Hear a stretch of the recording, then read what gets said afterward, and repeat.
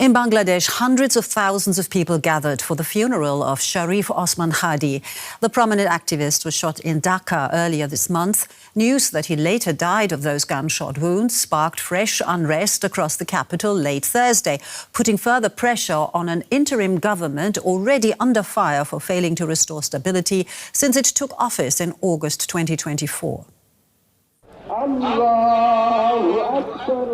In the heart of Dhaka, a sea of mourners stands shoulder to shoulder, united in sorrow as they pay their last respects to Sharif Osman Hadi.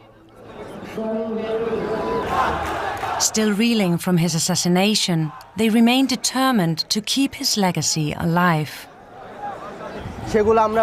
We came here carrying his words and the work he devoted his life to in our hearts and in our minds. We're pledged to do everything in our power to finish the mission Brother Hadi left behind. We'll defend our country with our lives and whatever blood it may require. Hadi was a key figure in the uprising that toppled the government last year. He had recently announced plans to run for parliament. But he was shot by masked gunmen while leaving a mosque in Dhaka and died of his injuries days later while being treated in Singapore. Hadi's death sparked widespread unrest, with protesters demanding the arrest of those responsible. Soon after the news broke, crowds set fire to several buildings in Dhaka, including the offices of two major newspapers. Critics accuse those publications of favouring neighbouring India, where former Prime Minister Sheikh Hasina has taken refuge since he was ousted in the 2024 uprising that Hadi helped bring about. Ties between Bangladesh and India have worsened since, with Dhaka demanding that New Delhi extradite Hasina. Protesters believe Hadi's killers have fled to India and have vowed to keep the movement alive.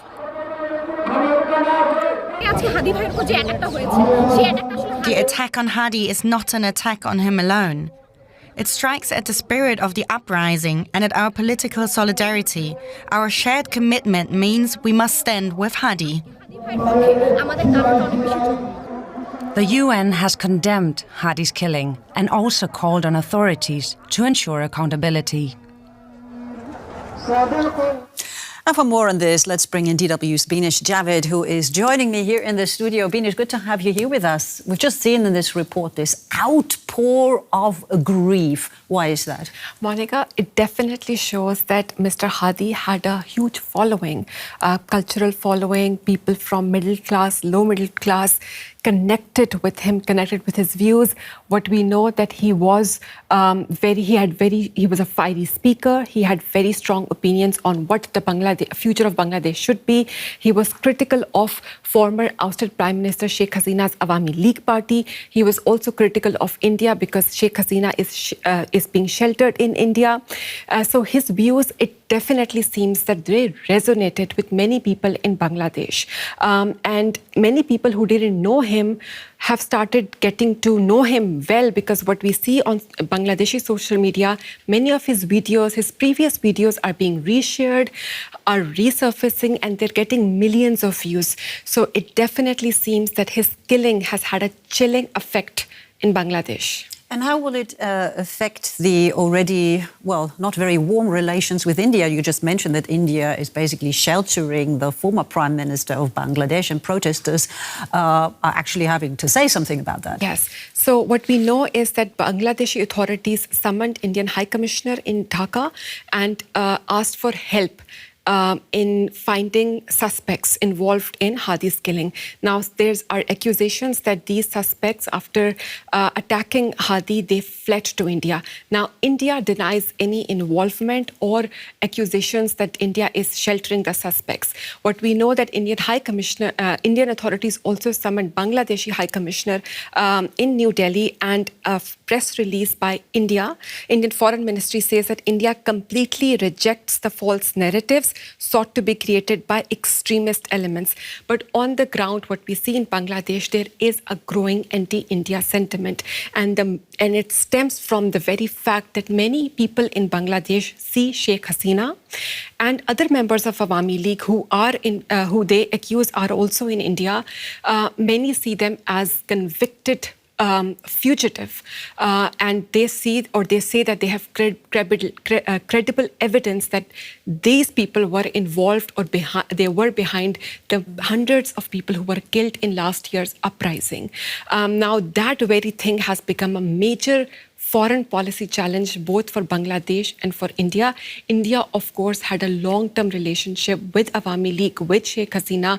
She's in that country. Indian officials, if you listen to their statements, it seems that they don't trust the judicial system in Bangladesh and will not just hand over Sheikh Hasina back to Bangladesh. So this is a major source of friction. And on top of that, when this incident happens and when protesters are accusing that the assailants fled to India, it further complicates the relationship. And it also doesn't help the interim government. There is certainly some instability. Yes. What are the chances of those February elections actually going underway? So the interim government definitely faces major security challenges.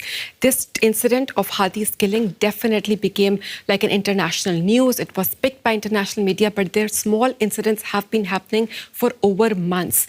There's a local human rights group, for example, N.O. Salish Kendra, says that mob violence has killed at least 184 people in Bangladesh just this year. And then there have also been incidents of extrajudicial killings and also disappearances.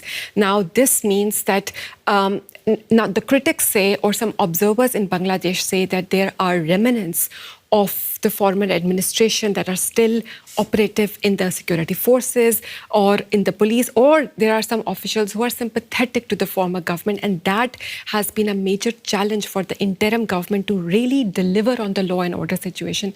And unless something... Can they? That is a major challenge, because if there is disruption, if there is violence, it means that people will be discouraged to come out and vote. And on top of that, we also have to see that Awami League has been barred from running elections. They have been banned as a political party, and that is also causing a lot of friction and also incidents of violence. Some of the incidents of violence, other political parties have blamed Awami League of being behind them. So it seems it's a complex political situation, and unless there is high investment and high efforts to ensure there is security, I do see some political violence happening, and political parties also have to play an important role. Sometimes they want to show their political muscle in such an environment, which obviously can encourage incidents of violence. And therefore, not only the security establishment, but also the political establishment of the country has to make sure that that political violence is discouraged. All right.